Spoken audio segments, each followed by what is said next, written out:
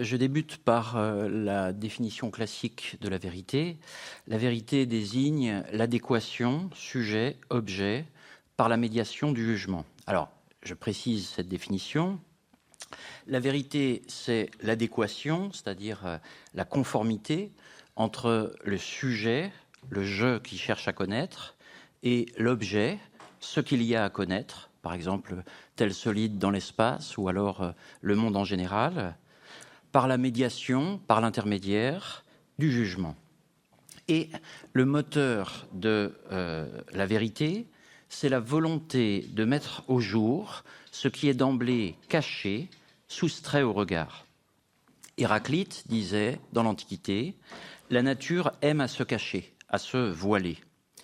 La vérité consisterait alors dans un travail de dévoilement, ne pas en rester à la surface, accéder à la profondeur, accéder au fond des choses. Alors, Nietzsche condamne-t-il la vérité ? On pourrait mobiliser beaucoup d'extraits de son œuvre qui vont dans cette direction. On rencontrerait également d'autres extraits dans lesquels Nietzsche valorise la vérité. Alors, est-ce incohérent ? S'agit-il d'une contradiction ? En réalité, nous le verrons, Nietzsche condamne telle conception de la vérité et valorise telle autre conception de la vérité. Mais fondamentalement, la question de Nietzsche n'est pas pour ou contre la vérité. Nietzsche questionne radicalement la volonté de vérité. La question spécifiquement nietzschéenne est « vouloir la vérité sert-il la vie ?»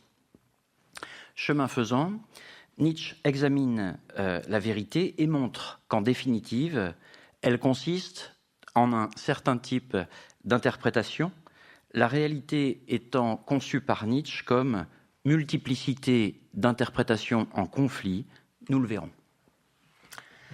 Première étape de notre parcours. La vérité est invivable.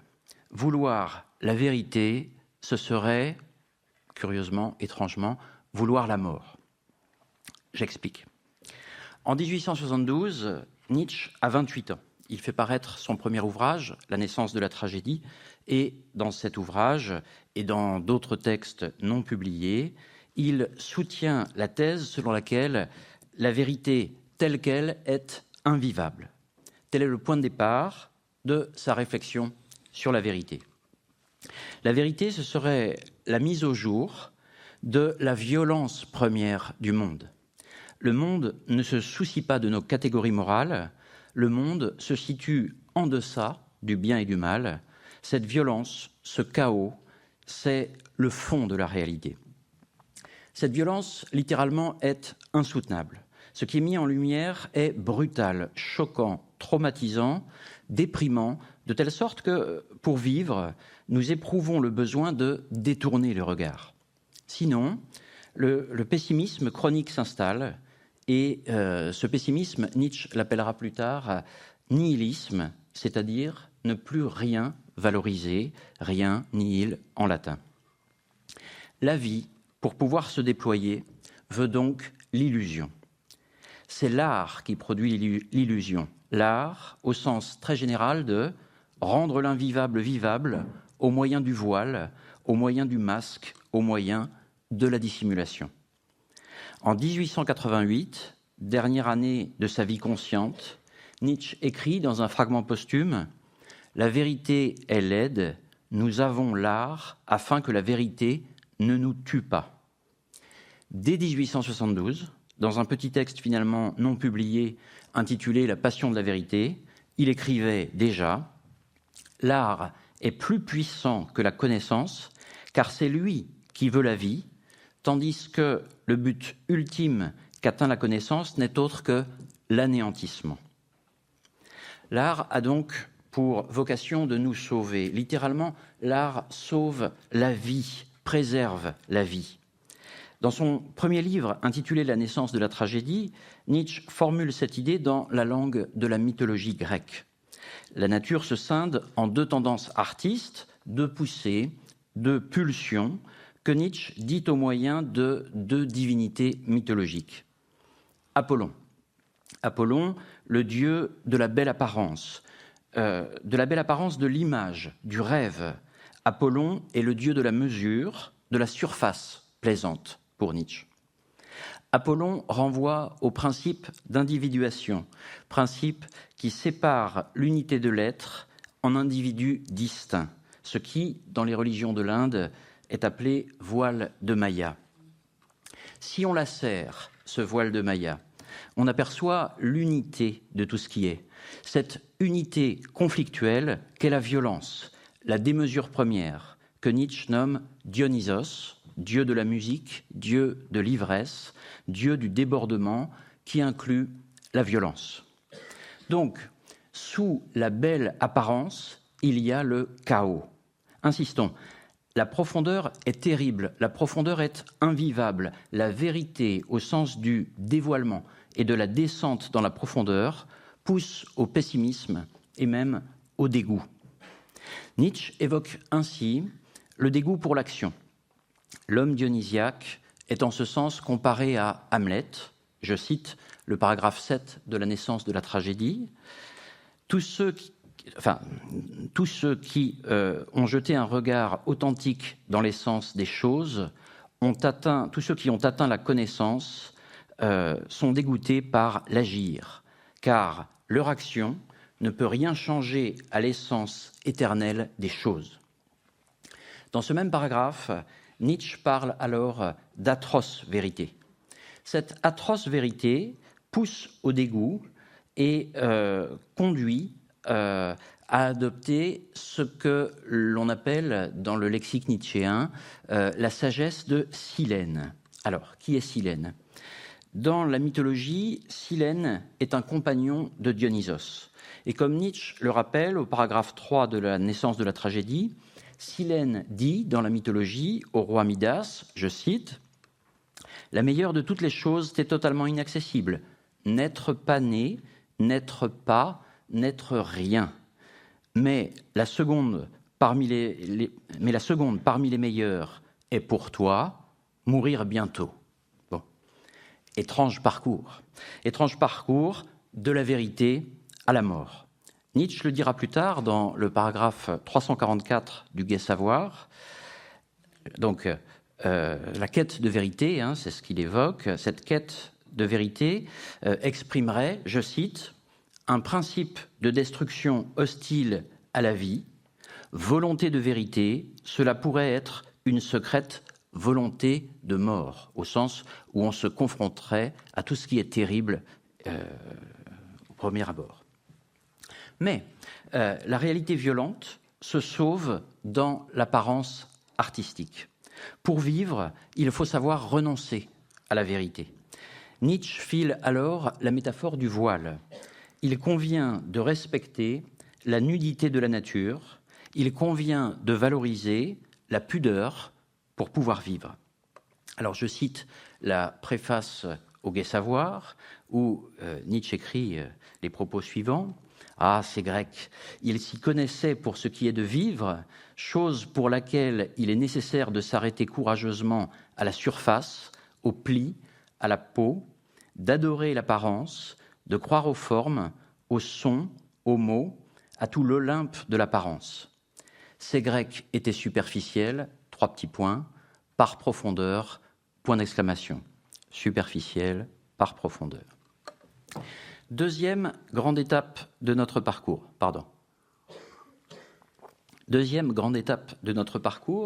on pourrait dire que, de toute manière, la vérité est inaccessible. Cet énoncé est établi à partir d'une critique de la démarche de Socrate et de la redéfinition de la vérité comme activité métaphorique. Alors, tout d'abord, considérons le cas Socrate. Arrêtons-nous donc sur le paragraphe 15 de La naissance de la tragédie, paragraphe central dans la constitution de ce dossier. Nietzsche y dénonce la création d'une fausse profondeur par celui qu'il appelle l'homme théorique, représenté par Socrate. Si l'art invite à prendre plaisir à l'apparence, l'homme théorique lutte en faveur de la vérité comme dévoilement. Cet homme théorique veut aller en dessous de la surface trompeuse. L'homme théorique se définit comme celui qui refuse l'apparence, l'illusion, mais en définitive, d'après Nietzsche, son activité est indissociable de cette même illusion. Au paragraphe 15 de La naissance de la tragédie, Nietzsche aborde, je cite, « La profonde illusion qui vint au monde pour la première fois dans la personne de Socrate, cette croyance inébranlable que la pensée, en suivant le fil conducteur de la causalité, atteint les plus profonds abîmes de l'être et que la pensée est non seulement en mesure de connaître, mais même de corriger l'être. » Par conséquent, selon Nietzsche, Socrate prêche l'optimisme. Socrate tourne le dos à la sagesse de Silène en professant que, je cite le paragraphe 14 de La naissance de la tragédie, « La vertu est le savoir, on ne pêche que par ignorance, l'homme vertueux est l'homme heureux. » Autrement dit, Socrate se détourne de la réalité terrible et y substitue artificiellement un monde idéal, un monde de fiction, la vertu, le bien, le bonheur, un monde qu'il a façonné en artiste et qu'il a, de fait, superposé au monde réel comme chaos amoral. Socrate revendique la construction de la vérité dans le dialogue, c'est la fameuse dialectique socratique, qui permet à Socrate de se poser en tant qu'homme de science au sens large de science. Mais ce Socrate, d'après Nietzsche, est un mystificateur, un artiste en fait, un artiste qui prétend pourtant placer la vérité sur un piédestal. Sous-tendu par l'illusion, la science au sens large, est ainsi conçue comme une activité artistique. La science est, je cite le paragraphe 15 de La naissance de la tragédie, le filet de l'art étendu sur l'existence. Notre deuxième étape considère plutôt que la vérité est inaccessible, quoi qu'en dise Socrate. La vérité socratique n'est qu'une illusion, l'optimisme étant brutalement et naïvement substitué au pessimisme en un tour de passe-passe finalement peu convaincant. Nietzsche consolide ce caractère inaccessible de la vérité en montrant que la production de la vérité est une activité métaphorique, métaphore désignant ici non pas d'abord une figure de rhétorique, mais métaphora en grec, c'est-à-dire le transport, le déplacement, la transposition. Il construit cette analyse dans un texte de 1873 intitulé « Vérité et mensonge au sens extramoral ». La connaissance y est présentée là encore comme une activité artistique. Notre contact avec le monde est d'abord une excitation nerveuse qui donne lieu à des transpositions successives. Je cite « Vérité et mensonge au sens extramoral », paragraphe 1. Transposer une excitation nerveuse en une image, première métaphore. L'image, à son tour, transformée en un son, deuxième métaphore. Et, chaque fois, saut complet d'une sphère à une autre, tout à fait différente et nouvelle. Nietzsche ajoute peu après, qu'est-ce donc que la vérité ? Une multitude mouvante de métaphores, de déplacements, de transpositions. Autrement dit, l'idée d'un accès direct à la réalité est une idée naïve. La vérité telle qu'elle est donc non seulement invivable, comme nous l'avions vu, mais elle serait en définitive inaccessible. Et à nouveau, l'esthétique est au premier plan. Je cite, là encore, le long paragraphe 1 de Vérité et mensonge au sens extramoral. « Il me semble avant tout que la perception juste, ce qui signifierait l'expression adéquate d'un objet dans le sujet, donc conformité, sujet, objet, on est bien dans le registre de la vérité, je relis, il me semble avant tout que la perception juste, ce qui signifierait l'expression adéquate d'un objet dans le sujet, est une absurdité pleine de contradictions. Car entre deux sphères absolument distinctes, comme le sujet et l'objet, il n'y a aucun lien de causalité, aucune exactitude, aucune expression possible, mais tout au plus un rapport esthétique, c'est-à-dire à mon sens une transposition approximative, une traduction balbutiante dans une langue tout à fait étrangère. Mais alors, première question, qu'appelons-nous vérité si la réalité est le fruit de transpositions successives? Là encore, premier paragraphe de Vérité et mensonge au sens extramoral, Nietzsche donne sa réponse. Les vérités sont des illusions dont on a oublié qu'elles le sont, des métaphores usées qui ont perdu leur force sensible. Alors, on doit signaler ici, me semble-t-il, l'importance de l'oubli du caractère conventionnel des énoncés tenus pour vrais. Oubli de ce caractère conventionnel. Autrement dit, la pérennisation de ces énoncés tenus pour vrais présuppose cet oubli. Deuxième question, pourquoi cet attrait pour la vérité? Une réponse s'offre à nous. L'homme n'est-il pas cet animal mu par une pulsion de vérité, une tendance à la vérité? Soit, on peut dire ça, on l'a souvent dit. Bon. Mais Nietzsche insiste sur le caractère dérivé de cette pulsion de vérité. Cette pulsion de vérité ne serait pas originaire. Dans Vérité et mensonge, au sens extramoral, Nietzsche s'étonne. Comment une pulsion de vérité honnête et pure a-t-elle pu voir le jour? Car l'homme, enfin le problème est réel, parce que l'homme, d'emblée, cherche à se conserver. C'est sa préoccupation première, d'après Nietzsche. Et dans cette optique de conservation, c'est l'art de la dissimulation qui est le plus efficace, et non pas la vérité. Plus largement, jouer la comédie, mentir, tromper, porter le masque est l'usage qui peut nous sécuriser.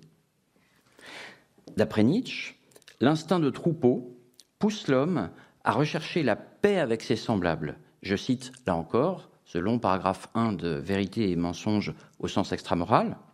Ce traité de paix avec les autres, ce traité de paix apporte quelque chose comme un premier pas en vue de cette énigmatique pulsion de vérité. Donc, le souci d'ajustement à l'entourage, la recherche de la sécurité, la crainte des représailles en cas de mensonge, poussent à vouloir la vérité, non pas comme objet d'une quête désintéressée, mais on recherche la vérité à titre de normes sociales, à titre de valeurs collectives. Je cite à nouveau Vérité et mensonge au sens extramoral. L'homme désire les suites favorables de la vérité, celles qui conservent l'existence. Mais il est indifférent à l'égard de la connaissance pure et sans conséquence, et il est même hostile aux vérités qui peuvent être préjudiciables ou destructrices. Prolongeons cette orientation en une troisième étape qui pose frontalement la question « Que veut la volonté de vérité ?» La réponse de Nietzsche est la suivante. Déjà, on peut dire de manière minimaliste que la volonté de vérité ne veut pas la vérité en elle-même. Plusieurs pistes de solutions peuvent être retenues. La volonté de vérité peut être étrangement, curieusement, une volonté de mort, nous l'avons vu, et nous venons de le voir. Vouloir la vérité peut signifier vouloir se conformer aux attentes sociales afin de préserver sa sécurité. De ce point de vue, avant tout, c'est la volonté d'autoconservation qui veut la vérité. En 1882, dans le paragraphe 110 du Gai Savoir, Nietzsche précise ainsi que l'utilité peut être un moteur de la recherche de la vérité. Et il y ajoute le plaisir. Vouloir la vérité, ce serait donc vouloir éprouver du plaisir. Mais quel plaisir? Ce paragraphe 110 du Gai Savoir ne développe pas cet aspect, mais d'autres textes permettent de répondre. Par exemple, Humain trop humain, volume 1, le paragraphe 18, ce paragraphe qui aborde l'homme comme expression du règne organique. Croire que l'on connaît la réalité, même si cette connaissance est rudimentaire et même si cette connaissance est très pauvre, cette croyance produit le plaisir lié à la sensation de maîtrise. Allons plus loin. Vouloir la vérité, c'est vouloir simplifier le monde, et cette simplification est source de plaisir. Le monde est une profusion de forces chaotiques, anarchiques, violentes, et dans la naissance de la tragédie, nous l'avons vu, Dionysos récapitulait ce caractère essentiel. Or, en artiste, nous créons une surface beaucoup plus facile d'accès, une surface simplifiée que nous pouvons connaître. En termes nietzschéens, on aura compris que la science est apollinienne. En effet, dans le vocabulaire de Nietzsche, nous l'avons dit, Apollon est le dieu du principe d'individuation, alors que Dionysos signifie la réalité une, travaillée par de multiples forces. Dans un fragment posthume de 1885, Nietzsche écrit ainsi « Et savez-vous bien ce qu'est le monde pour moi ? Ce monde, un monstre de force, une mer de force en tempête et en flux perpétuel, éternellement en train de changer. » Or, encore une fois, Apollon signifie la possibilité de découper la réalité en unités discrètes, en phénomènes distincts, en individus singuliers. La science produit de la vérité en identifiant des rapports constants entre de tels êtres, artificiellement isolés par la volonté de vérité, qui est une volonté de construire de l'apparence, une volonté artiste, soucieuse d'éprouver le plaisir de simplifier le monde.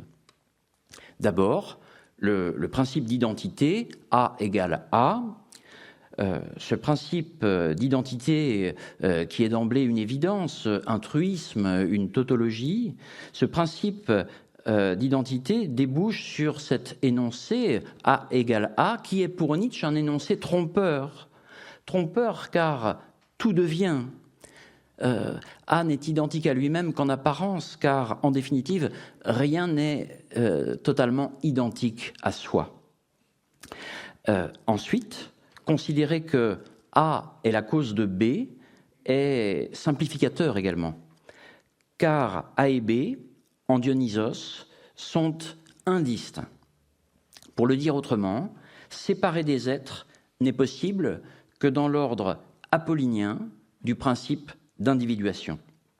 En ce qui concerne la causalité, Nietzsche ajoute au paragraphe 112 du Gai Savoir « Cause et effet, probablement, n'existe-t-il jamais une telle dualité. En vérité, nous sommes face à un continuum dont nous isolons quelques éléments. » Plus généralement, toujours dans ce même paragraphe, le paragraphe 112 du Gai Savoir, Nietzsche dit de la science, je cite, « Nous commençons par tout transformer en image, en notre image. » Le recours à la notion d'image est, me semble-t-il, éclairant. Comme le montrait déjà Vérité et mensonge au sens extramoral, la vérité est un processus de transposition. La science, on l'a dit, est une activité artistique. La science bâtit en effet un monde à sa mesure. Elle l'explore et s'enorgueillit de cette investigation finalement superficielle. La science crée un univers parallèle simplifié pour éviter l'insoutenable, pour faire comme si l'inaccessible était accessible. Je cite donc l'essai d'autocritique, c'est une espèce d'introduction a posteriori rédigée en 1886 pour La naissance de la tragédie. Au paragraphe 1 de l'essai d'autocritique, donc Nietzsche dit la chose suivante: la scientificité ne serait-elle qu'une peur et une dérobade devant le pessimisme, une subtile, légitime défense contre la vérité, et, pour parler en termes moraux, quelque chose comme de la lâcheté et de la fausseté, point d'interrogation. Le plaisir de la simplification consiste, en effet, dans l'illusion de la maîtrise. Maîtrise de quoi? Maîtrise du monde. On se rappelle le projet de l'homme théorique socratique, connaître et même corriger l'être, la réalité. Maîtrise du monde, mais aussi maîtrise de soi, dans une perspective morale. Vouloir le vrai, c'est vouloir le bien, ainsi que le suggère Nietzsche dans le paragraphe 344 du Gai Savoir. La volonté de vérité ne signifie pas « je ne veux pas que l'on me trompe », mais au contraire, il n'y a pas d'autre choix. Je ne veux pas tromper, pas même moi-même. Et Nietzsche ajoute « et nous voilà de ce fait sur le terrain de la morale ».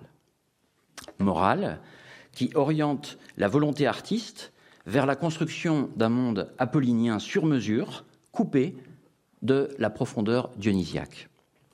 Allons plus loin. La volonté de vérité veut la maîtrise, car elle veut la puissance.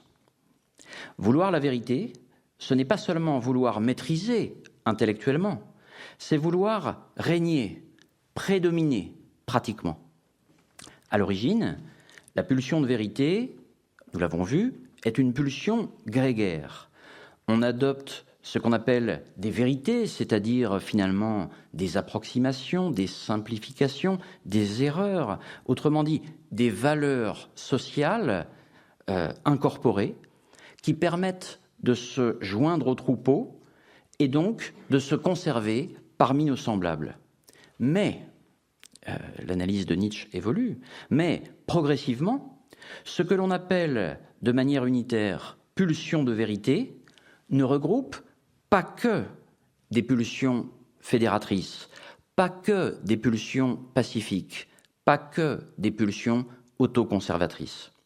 À la source de la vérité, on peut rencontrer la tendance à contredire autrui, la tendance à la mise à l'épreuve, on peut rencontrer la méfiance, la négation, l'esprit de contradiction, polémique dans les rapports avec autrui. Je cite le paragraphe 110 du Gai Savoir. Tous les instincts mauvais entre guillemets, les instincts agressifs, qui étaient d'emblée coupés de la vérité, tous les instincts mauvais furent subordonnés à la connaissance, mis à son service, et reçurent l'éclat de ce qui est permis, vénéré, utile, et pour finir, le regard et l'innocence du bien. Donc, le doute vis-à-vis des vérités simplistes initiales s'affirme. La réflexion se fait plus fine et il est donc progressivement possible non pas de sonder totalement la profondeur dionysiaque, mais de complexifier toujours plus nos schémas de pensée d'emblée assez sommaires.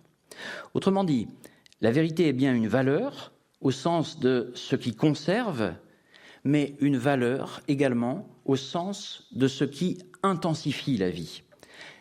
Je cite un fragment posthume de 1887-1888, dans lequel Nietzsche écrit « Le point de vue de la valeur est le point de vue des conditions de conservation et d'intensification, eu égard à des formations complexes d'une relative durée de vie au sein du devenir. » Donc, originairement, oui, la connaissance simplifie, mais elle peut s'élever au point de servir l'intensification de l'existence. Par exemple, dans « De l'utilité et de l'inconvénient des études historiques pour la vie », un ouvrage publié en 1874, Nietzsche montre que les études historiques peuvent servir la vie si elles ne sombrent pas dans la plate érudition.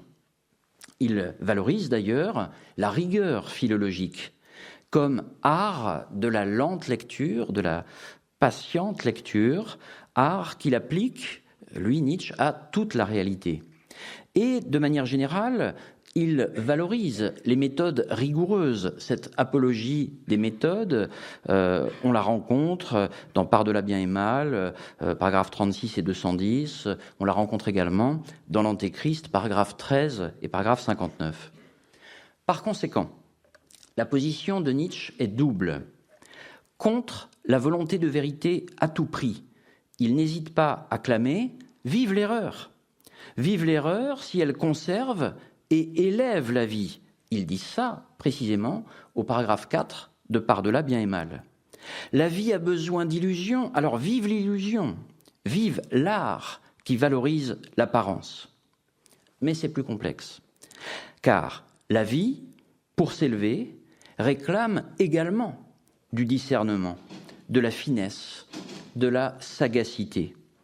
Nietzsche valorise par exemple Goethe qui a su céder, entre autres, des sciences pour mieux appréhender la totalité dans la perspective du dionysiaque. On trouve ça dans Le Crépuscule des idoles, une section qui s'intitule « Incursion d'un inactuel », c'est le paragraphe 49.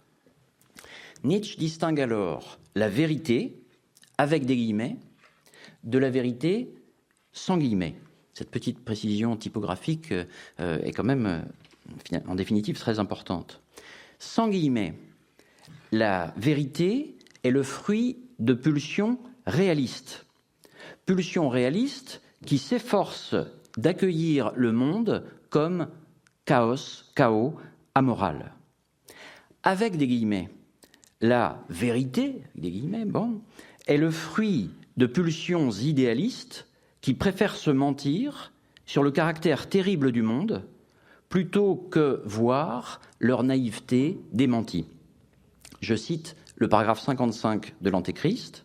« J'appelle mensonge, refuser de voir ce qu'on voit, refuser de voir quelque chose comme on le voit. » Le mensonge, c'est l'art de détourner le regard, pour ne pas contempler le terrible face à face.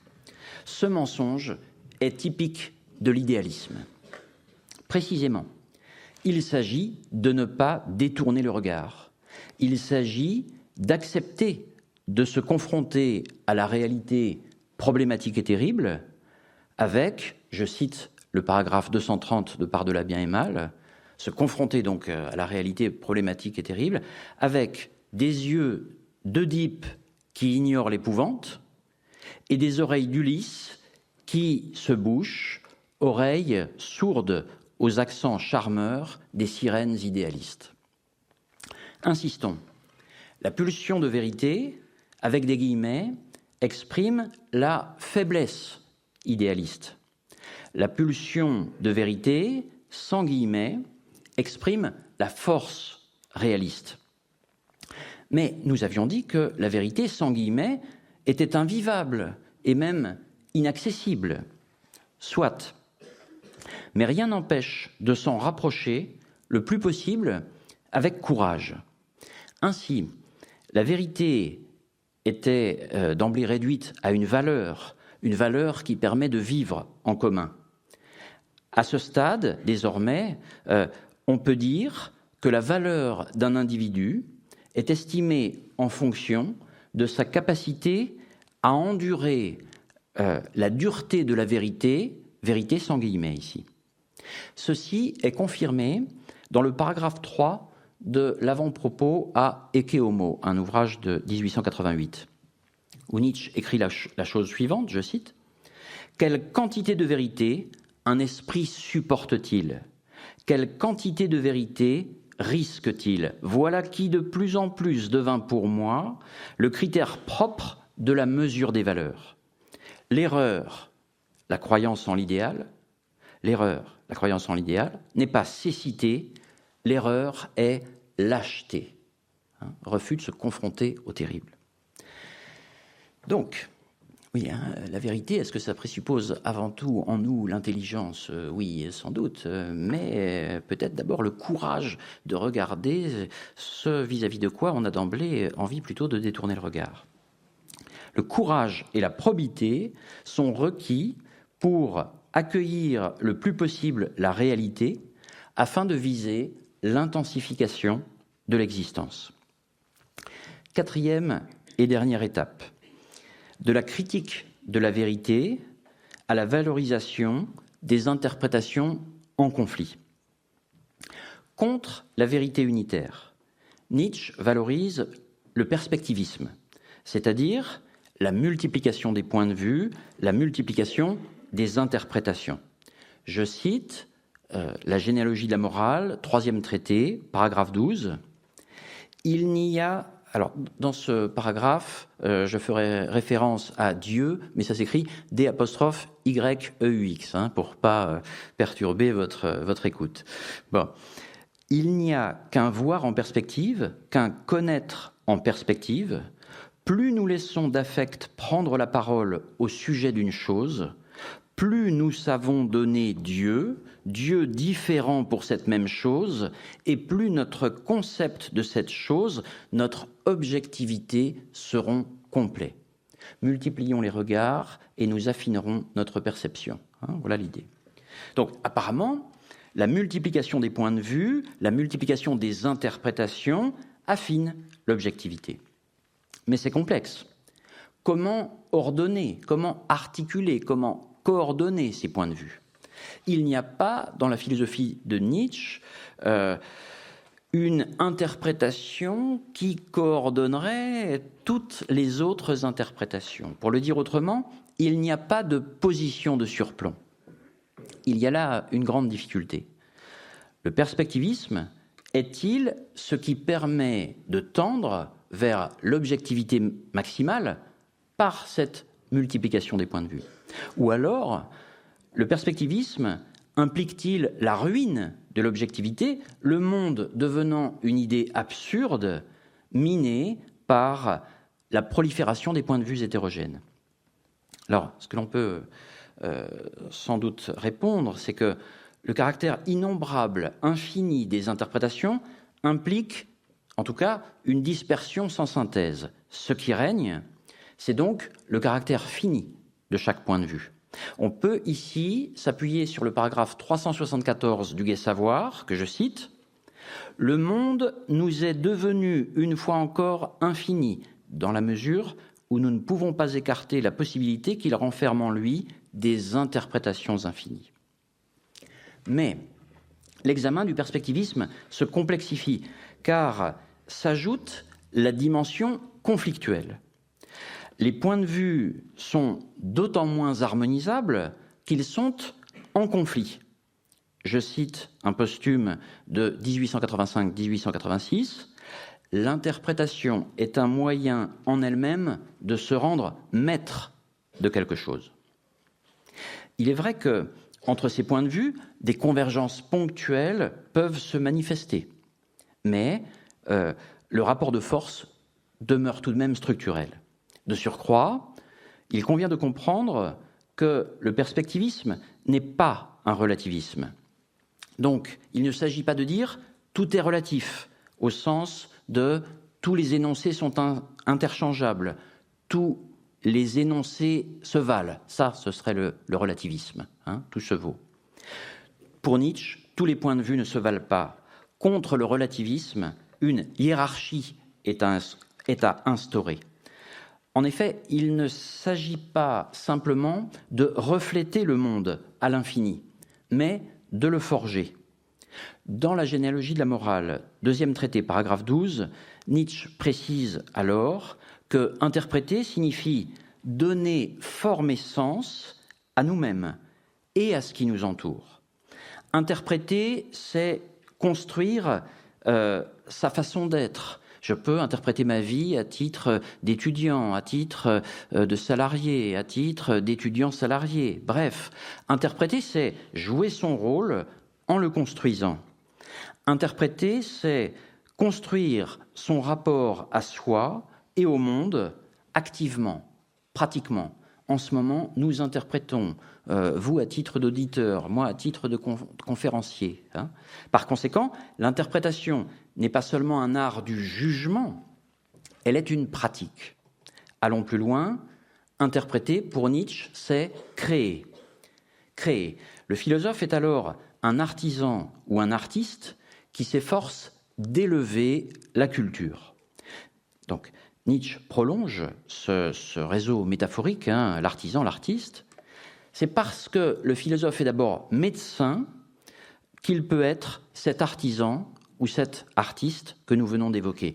Le philosophe apparaît en effet pour Nietzsche comme médecin de la culture. Médecin de la culture, c'est une tournure qu'il emploie dans un posthume de 1872-1873. Culture fragilisée par le nihilisme, culture qui doit donc recouvrer la santé.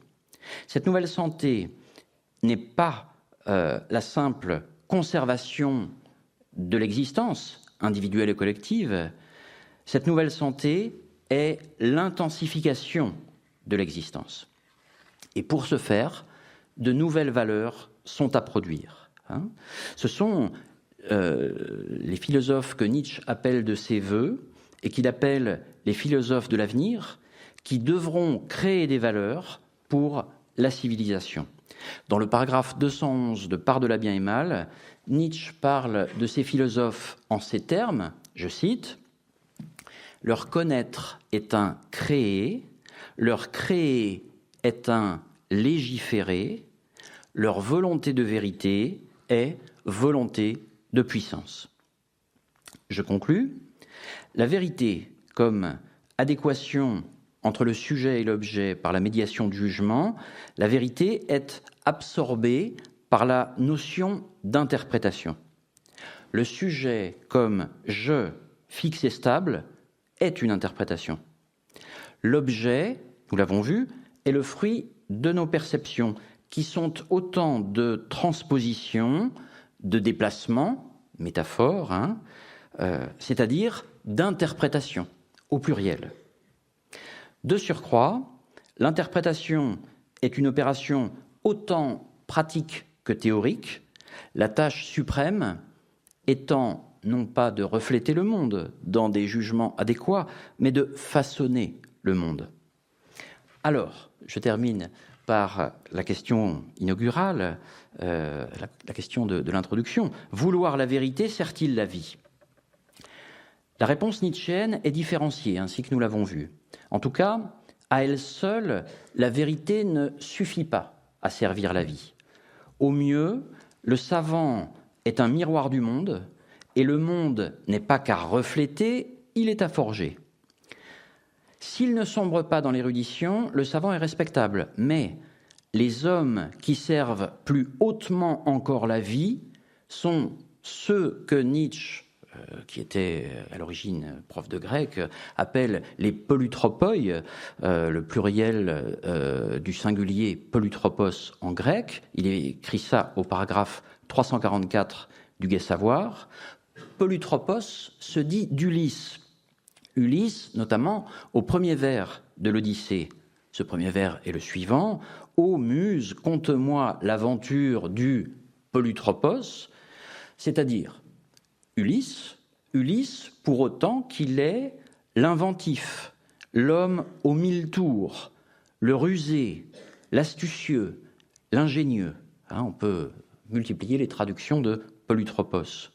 Ulysse, c'est celui qui sait faire face aux difficultés. Il s'adapte en temps réel aux situations les plus périlleuses. Il est doué pour la vie, par-delà vrai et faux, par-delà bien et mal. La philosophie a placé au premier plan la quête de vérité. Or, selon Nietzsche, si la vie réclame un certain rapport à la vérité, elle réclame aussi l'erreur, la tromperie, la dissimulation, autant de formules qui sont présentes dans le paragraphe 344 du Gai Savoir. La vie réclame aussi l'apparence, l'illusion. Je cite le si important paragraphe 34 de Par-delà bien et mal. Après tout, qu'est-ce qui nous force, de manière générale, à admettre qu'il existe une opposition d'essence entre vrai et faux ? Ne suffit-il pas d'admettre des degrés d'apparence ? Point d'interrogation. L'essor de la vie requiert donc tout l'empan, toute l'amplitude de l'apparence.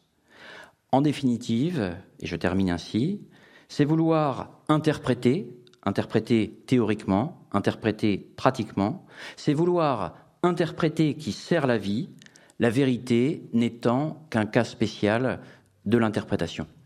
Merci à vous.